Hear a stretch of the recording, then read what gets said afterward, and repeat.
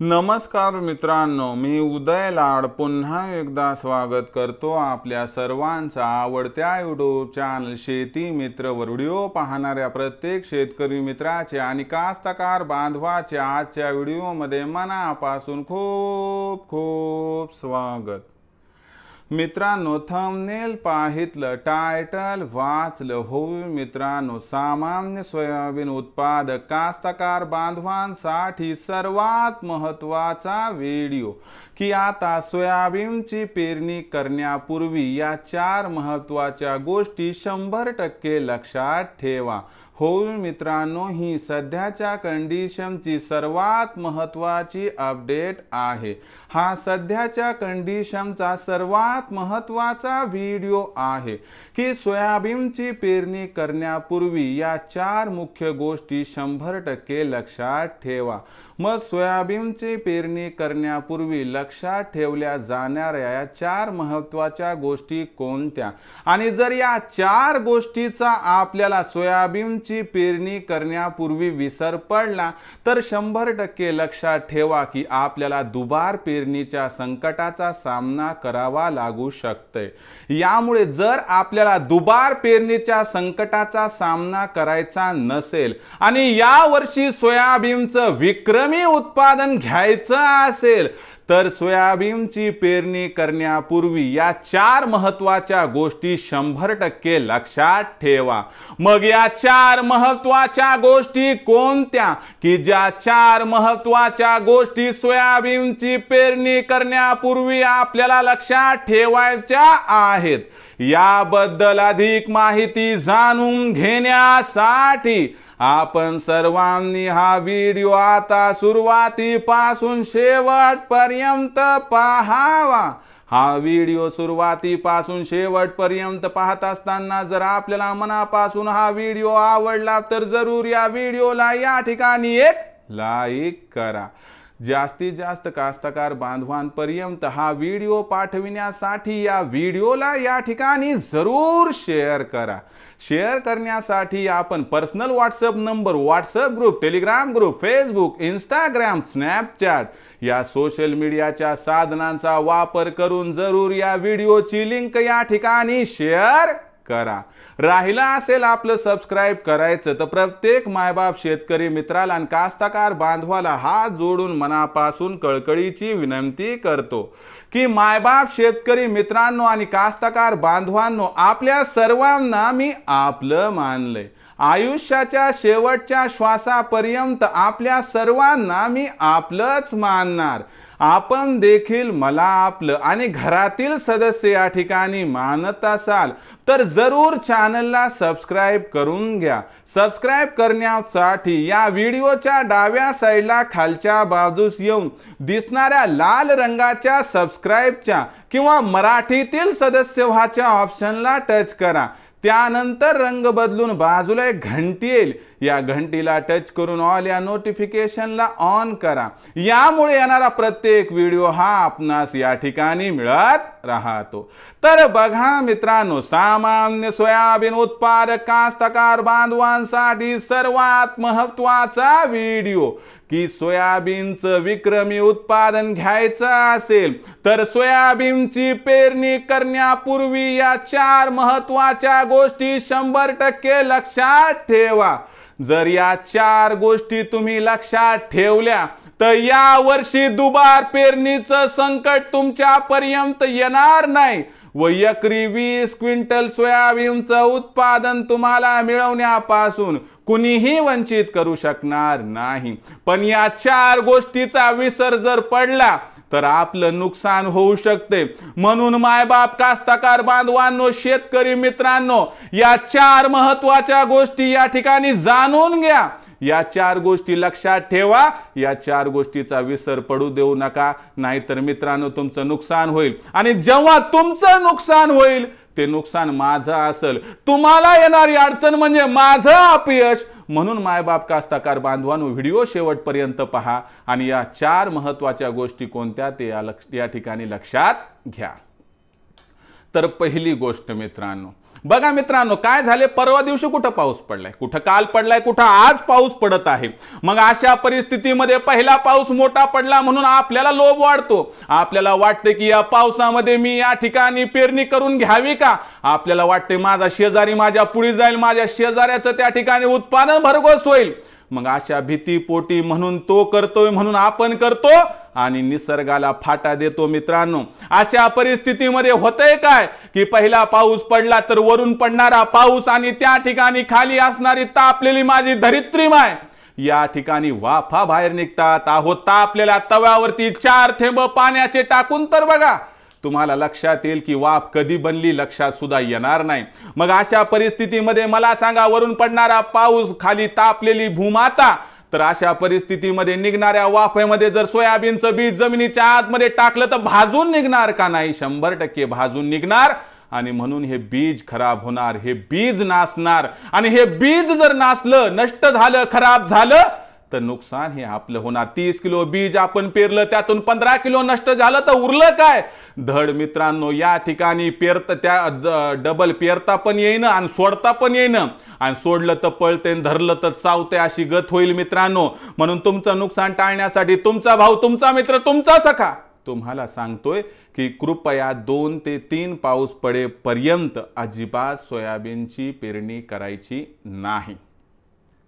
दुसरा महत्त्वाचा मुद्दा, आता सोयाबीनची पेरणी करत असताना कधी पेरणी करावी हा प्रश्न आहे ना, याचं उत्तर सांगतो. जमिनीमध्ये रीतसर ओल झाली, वातावरणात गारवा आला आणि ही ओल जर 75 सेंटीमीटर अथवा त्याही पेक्षा खाली गेली तर कुणाला विचारायची गरज नाही, तुम्ही डायरेक्टली सोयाबीनची पेरणी करू शकतात. पण आपण थोडं थोडं त्या ठिकाणी खोदतो, थोडं बघतो, अर्धा फूट ओल असली की काम संपलं म्हणतो, इथंच फसगत होती. म्हणून सांगतो मित्रांनो की 2.5-3 फुटापर्यंत ओल असली तर ही ओल काय होते, आता उद्या पाऊस पडला नाही 3 फुटाची ओल 2.5 फूट होते. पुन्हा पाऊस नाही 1 दिवस पडला 2.5-2 फूट होते.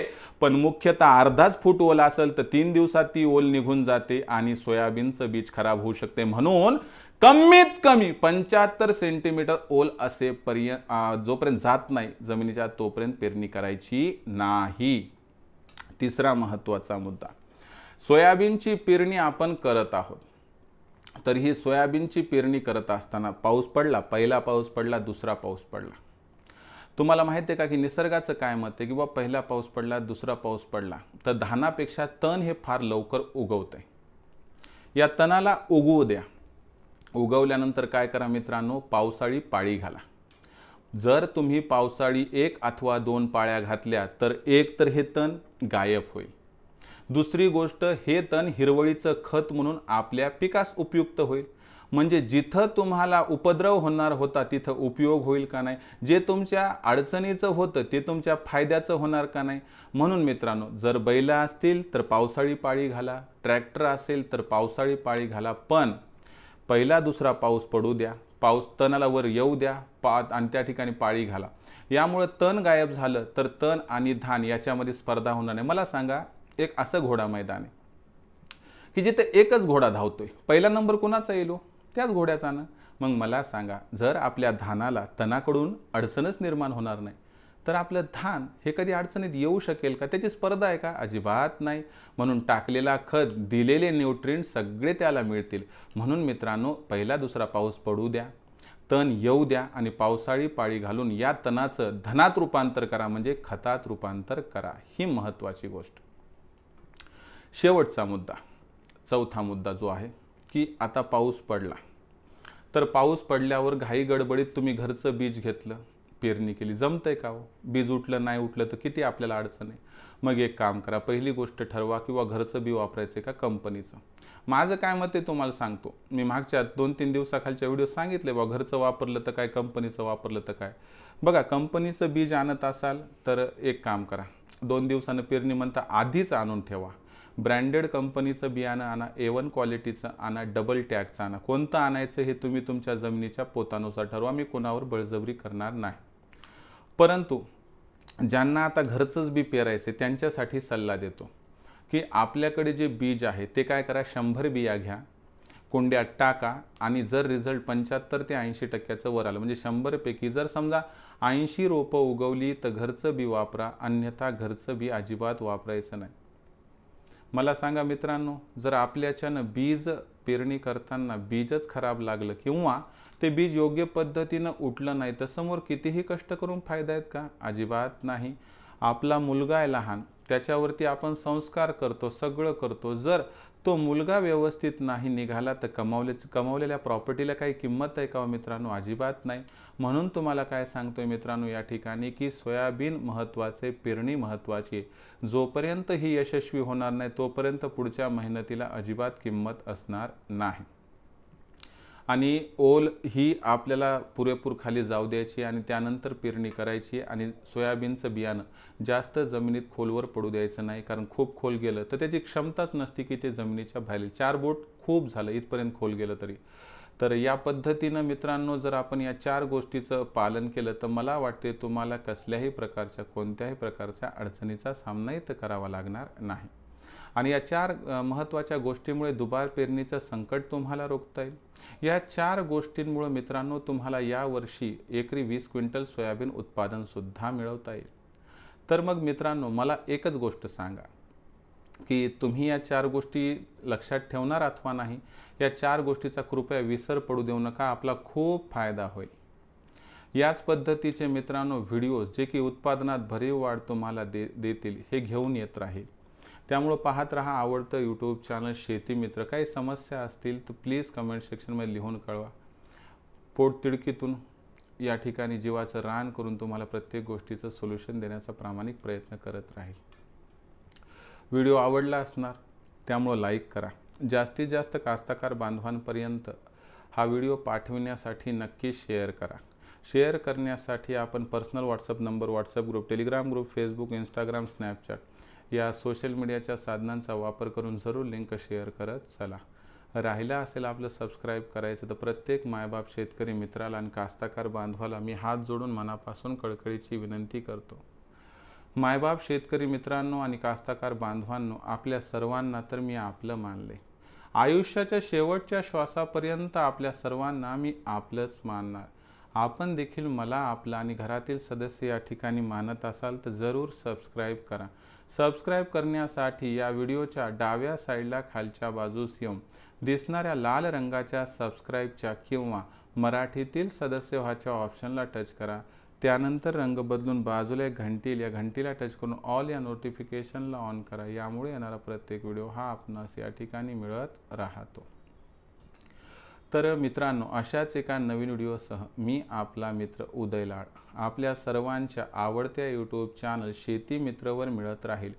तोपर्यंत माझ्या प्रत्येक शेतकरी मित्राचे आणि कास्तकार बांधवाचे आजच्या व्हिडिओमध्ये पुन्हा एकदा मनापासून खूप खूप आभार.